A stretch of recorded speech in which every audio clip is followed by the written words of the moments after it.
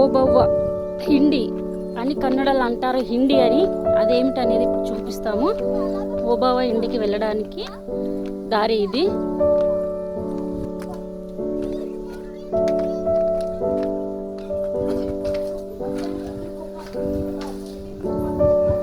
మనం కోటలో ఏ పక్కన చూసినా అన్ని పెద్ద పెద్ద రాళ్ళతోని గోడలు చాలా పెద్ద పెద్దగా ఉంటాయండి, ఎక్కడ చూసినా కూడా.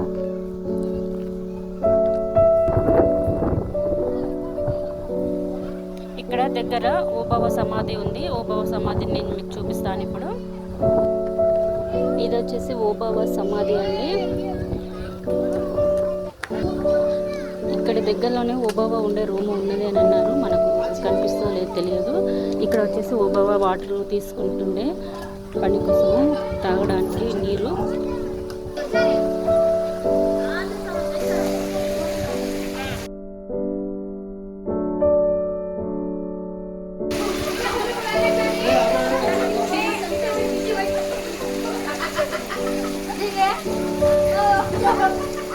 ఈ వాటర్ని తన్నీరు ధోని అని పిలుస్తారు కన్నడలో.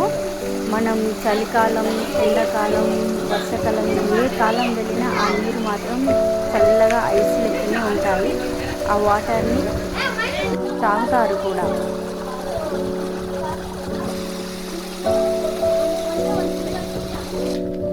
ఇక్కడ చూడండి, 2 బండలు కొంచెం ఆనుకొని ఉన్నాయి. బండల కింద నుంచి వెళ్ళాలి. చూడండి,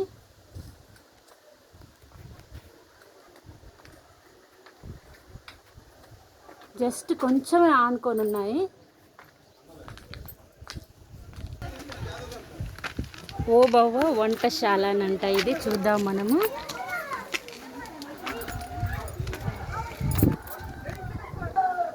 ఇక్కడ ఆమె వంట చేసేది ఓబవ్వ. ప్రస్తుతానికైతే ఏం లేదు, చెత్త తప్ప. ఓబవ్వ పూజ చేసే ఆంజనేయ స్వామి టెంపుల్ ఇది. ఇక్కడ ఓబవ్వ పూజ చేస్తుందండి. ఇప్పుడు ఓబవ్వ హిండికి వెళ్దాము. హిండి అనేది ఒక రంధ్రము. అందులో నుంచి ఆ కాలంలో యుద్ధం చేయడానికి కోసము వేరే రాజు తరపున సైనికులు వస్తారండి అందులోకి వెళ్ళి. ఇదేనండి ఓబవ్వ హిండి. అందులో నుంచి సైన్యం వచ్చిన కొద్దీ ఓబవ్వ రోకల దుడ్డుతోటి వచ్చిన వారిని వచ్చినట్టు చంపి వేస్తుంది. ఇందులో నుంచి వస్తారు సైన్యము. ఇప్పుడు మనకు మన పాప యశస్విని చూపిస్తుంది యుద్ధానికి సైనికులు ఆనంగా వస్తే ఓబవ్వ ఎలా చంపేసింది అనేది. అలా వస్తారండి.